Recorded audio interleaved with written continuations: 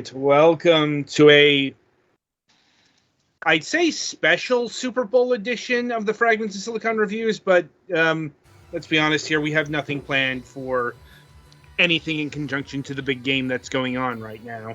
I haven't looked at the TV in a bit, so I don't even know if Taylor Swift or Joe Biden is winning. I'm like, point is, none of our teams made it this year, so that's why we're all here. Like, isn't Petty Fan from close enough to Kansas City? I'm like, he's a Packers fan. Fair. Like, my team's Even though the Broncos. that's a completely different area. You know, it's not necessarily about being about the area. It's like, you know, my team is my birthplace, which is Denver. Like, anyway, this is about all the football talk you're getting this week, or really any week. Like, because, you know, we're not dedicated to the gridiron. Anyway, so we have four. So far as we might be compelled to review a game about it at some point. True. Thankfully, football games, at least American football games, you know, don't really appear on the indie scale. Like, soccer, yes. In fact, we've done a couple of soccer games. Like, anyway, so 4 reviews up this week. And I suppose the sports talk is a bit relevant with our first game. And that is a bit of a mouthful here. Fast Beat Loop Racer GT. Like, so if you're watching the footage on screen here, this game may look familiar in the broad strokes. That is to say, the developers of said title here were pretty clearly fans of A, Sega arcade racers, and B, specifically Initial D. I know Initial D is a whole manga, anime, what have you, franchise, but Sega did also make a bunch of Initial D arcade racers about, I want to say 20 years ago. Like, and that's what this game here is really aping. And if not just in the general aesthetics, very general aesthetics, it's most pronounced in the story mode. Yes, this game does have a story mode. I don't think I could tell you thing one about this story mode, even though I played a few matches in it. Because I'm not somebody who needs a story in their racing games. I know this is far from the only game that has ever done a story mode. You know, it's like, I know it's in some of the Need for Speed games. I think it showed up in the, you know, story mode showed up in the Crew. It's like, I don't know. I'm someone who's always understood I am, you know, someone who is racing on a, you know, track with a car. That's all the motivation I needed. You know, it's like story modes in general, you know, other sports games. I don't get the appeal of that, but whatever. Anyway, and having looked up some arcade footage before the review, yeah, the story mode is, you know, it's very Initial D-esque. The key differences here is instead of the more generic panels that this game has, the Initial D arcade racers, they have the manga panels. And it's also, the Initial D games are much chattier in that they have actual voice acting and that they will not shut up.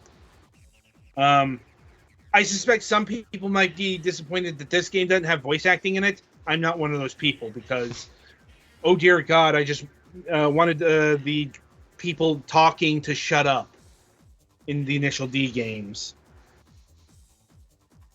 But anyway, so that aside, this game does have a few other modes besides story mode.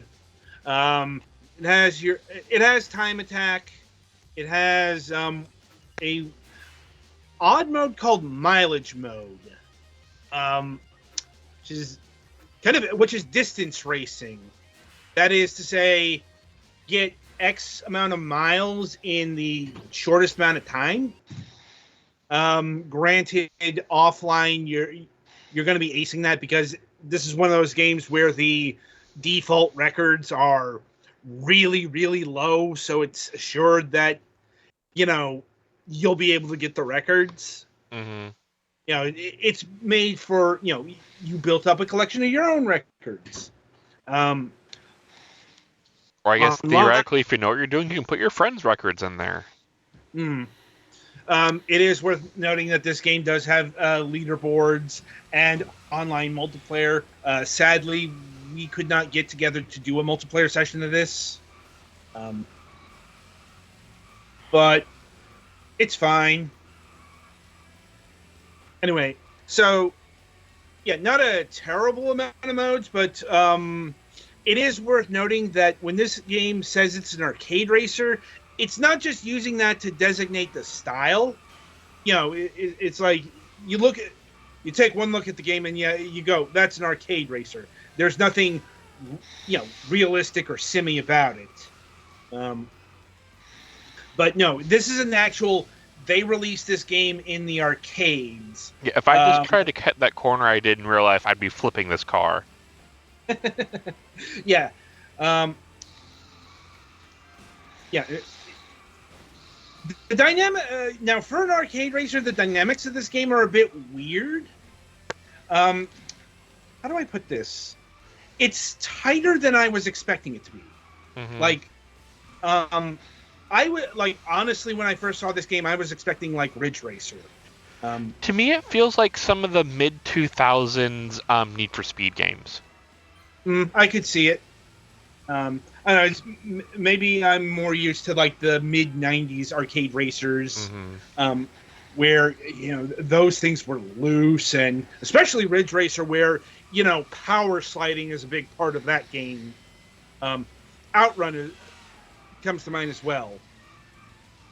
I don't think it's even possible to power slide. In fact, I know there's a brake button in this game. This is one of those games where, what does the brake button actually do here? I think you pump the brake to power slide. Yeah, it's not like in some games where you have to hold it. You pump the brake once in power slide. That might have been what was messing me up, because I'm used to that way to do power sliding. Yeah. Just pumping it, you get a power slide going. So yeah. It's definitely Need for Speed handling. Yeah, I'm once that's again, a trick Need for Speed did back in the day. Yeah, that's my background interfering in the mechanics here, because once again, looking at the game, I was expecting more of that lineage and not Need for Speed or whatever. So it can be a bit of a throw off, but not too much. Though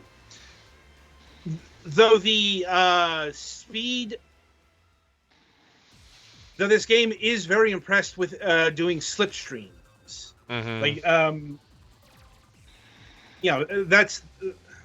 That's when the blur effect goes into play.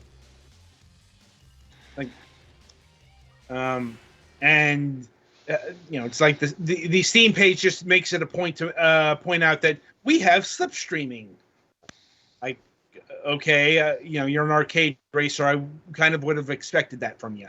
I mean, for a game from, I think this came out in 2013 originally. Something like that. Having decent slipstreaming then was kind of rare. That's a fair point. Another thing that might throw you off, at least it did me, is the damage model and physics, in that there's really not that in this game. Mm-hmm. It's like if you hit another driver, you hit the side, you'll bump off of it, but you won't even comically roll and, take damage, let's say, like in a Mario Kart game, or once I again, was say just involved in a friendly collision. They bounced off me, and I kept going, barely losing any speed. Yeah, no. No way in hell that's happening in real life.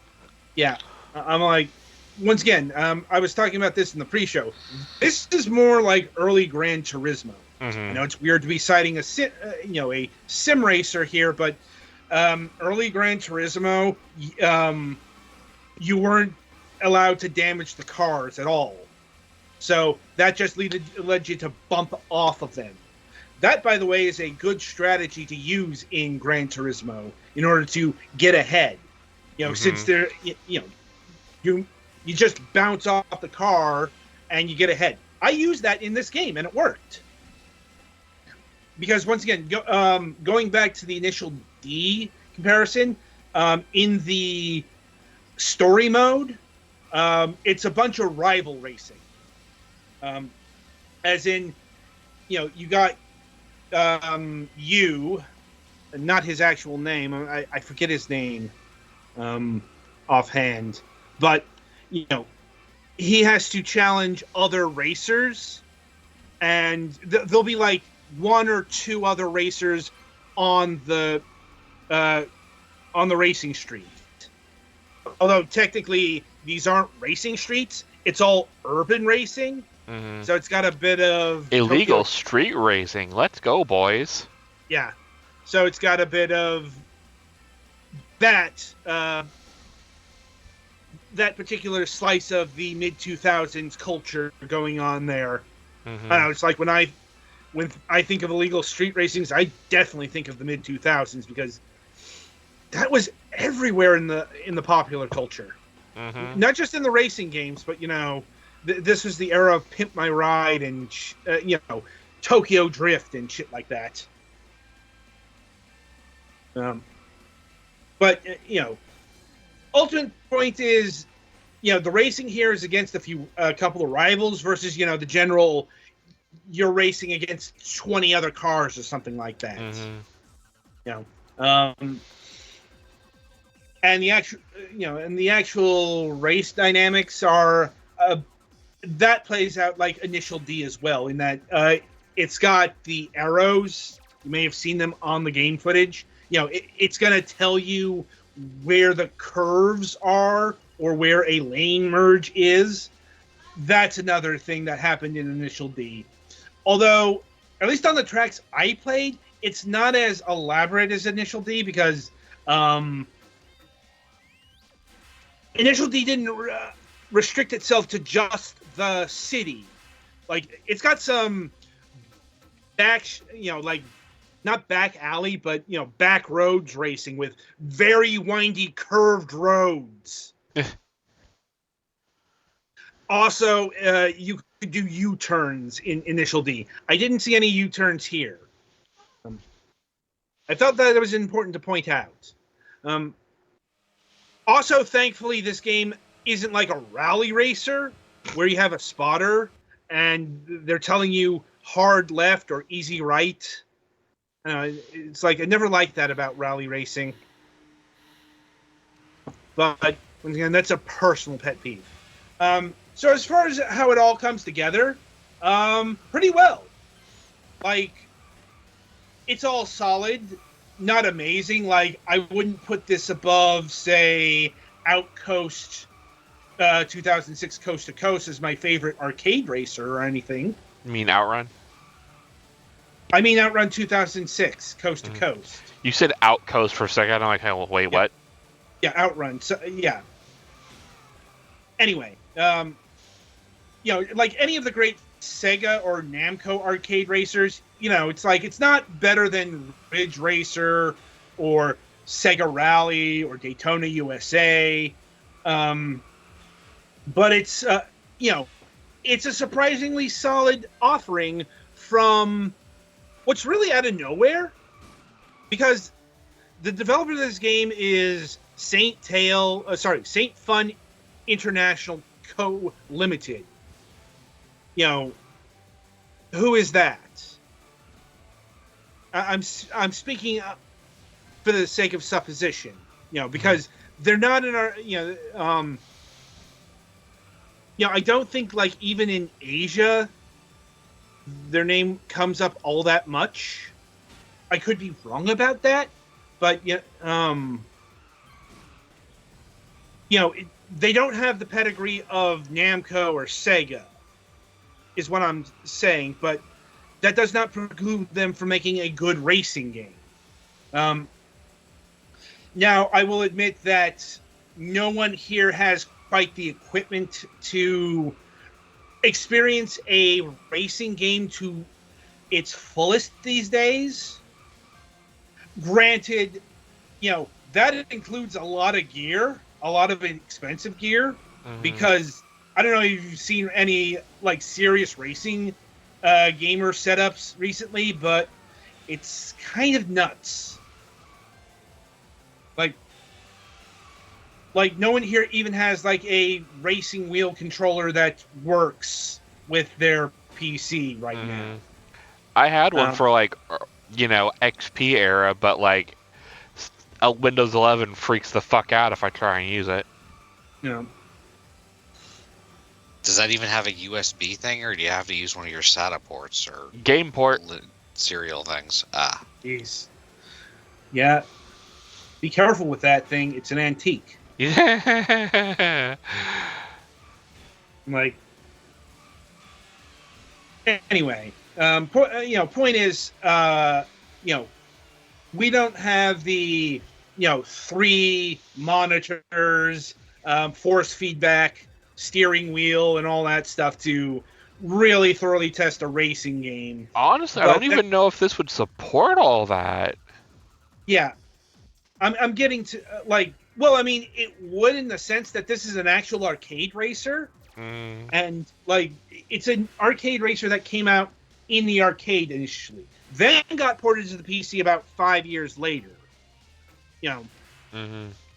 Like I'm actually looking at one of the arcade cabinets on my laptop screen right now. It's very yellow.